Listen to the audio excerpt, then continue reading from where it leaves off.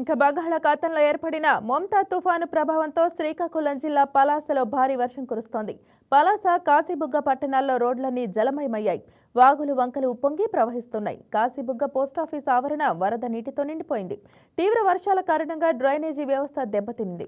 రోడ్లపై మురుగునీరు పోటెత్తి వాహనదారులు, ప్రజలు ఇబ్బందులు పడుతున్నారు. మందస, మహేంద్రగిరి ప్రాంతాల్లో కురుస్తున్న వర్షాలకు పలాస మండలంలోని వరహాలగెడ్డ కాజ్వేపై వరద నీరు ఉధృతంగా ప్రవహిస్తోంది.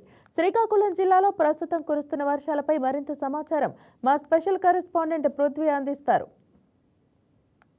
ఇప్పుడు చూస్తున్నాం, శ్రీకాకుళం జిల్లా వ్యాప్తంగా వర్షాలు జోరుగా కురుస్తున్నాయని చెప్పుకోవచ్చు. ముఖ్యంగా పలాస, పాతపట్నం ఈ నియోజకవర్గాల్లో భారీగా వర్షం కురుస్తుంది. అయితే నిన్న రాత్రి నుంచే ప్రారంభమైన వర్షం ఈ రోజు తెల్లవారి కొంత నెమ్మదించినప్పటికీ సాయంత్రం మరింత జోరందుకుని వర్షం భారీగా కురుస్తుందని చెప్పుకోవచ్చు.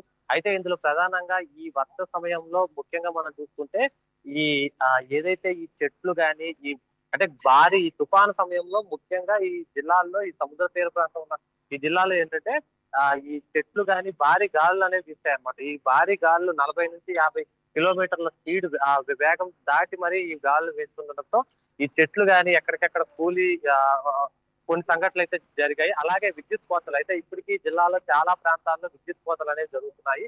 అయితే ఈ విద్యుత్ అనేది ఎప్పటికప్పుడు పునరుద్ధరించాలని చెప్పి ఇప్పటికే ఆ విద్యుత్ శాఖ అధికారులకి ఏదైతే మన ఇన్ఛార్జ్ అయితే జిల్లాకి ఆ ప్రత్యేక అధికారి ఎవరైతే నియమించారో ఆయన ఇప్పటికే సూచించారు.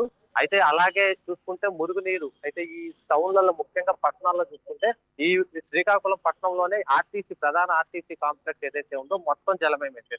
అక్కడ ఏదైతే ప్రధానంగా ఉన్న ఆ కాలువ ఏదైతే ఉందో ఆ కాలువ నీరు నుంచి నీరు నేరుగా ఆర్టీసీ కాంప్లెక్స్ లోకి రావడం, జనాలందరూ మోకాళ్ళలో నీటిలో ఏదైతే తమ ప్రయాణాలు చేస్తున్నారో రాకపోకలు చేస్తున్నారు. నిత్యం 60,000 మంది తిరిగే ఆర్టీసీ కాంప్లెక్స్ లో ఇలాంటి దుస్థితి ఉండడం చాలా ఇబ్బందికరమని మనం చెప్పుకోవచ్చు. అలాగే ఇంకోవైపు చూసుకుంటే మొత్తం జిల్లాలోని చాలా అంటే ముఖ్యమైన నదులు నాగావళి, వంశధారతో పాటు ఇతర చిన్న నదులన్నీ కూడా ఉధృతంగా ప్రవహిస్తున్నాయి. ఆ క్యాచ్మెంట్ ఏరియా ఏదైతే ఉందో ఆ క్యాచ్మెంట్ ఏరియాలోని పరిస్థితి అనేది చాలా అంటే ఇప్పటికే మనమే చెప్పలేం. కానీ అంటే అక్కడ ఇప్పటికే కంట్రోల్ రూమ్ ఆ ఏరియా సంబంధించిన వరకు కంట్రోల్ రూమ్ లో ఆ రెవెన్యూ కార్యాలయంలో కానీ ఏదైతే ఆ కంట్రోల్ రూమ్ ఏర్పాటు చేశారు, ఏదైనా సురక్షిత ప్రాంతాలకు ప్రజలు వెళ్లాలంటే పునరావాస కేంద్రాలు ఏర్పాటు చేశారు.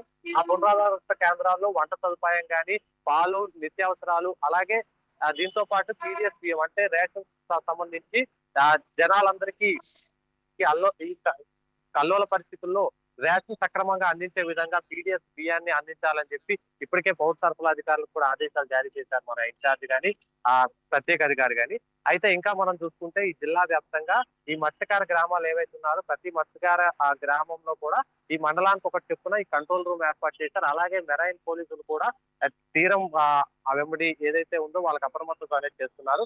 అలాగే జిల్లాకు ప్రత్యేక ఎన్డీఆర్ఎఫ్ బృందాన్ని అనేది ఇక్కడ కేటాయించడం జరిగింది. అంటే ఆ ఎన్డీఆర్ఎఫ్ బృందం మొత్తం జిల్లాలో ఎక్కడ ఎటువంటి సంఘటన అంటే జీరో ప్రాణ నష్టం అంటే ప్రాణ నష్టం జరగకుండా వీలైనంత చర్యలు తీసుకోవాలనేది ఇక్కడ టార్గెట్. అయితే ఇప్పుడు దాకా మనం తెల్లారి తీసుకుంటే గత రాత్రి నాగావళి ఒక మహిళ సంఘటన కూడా మనం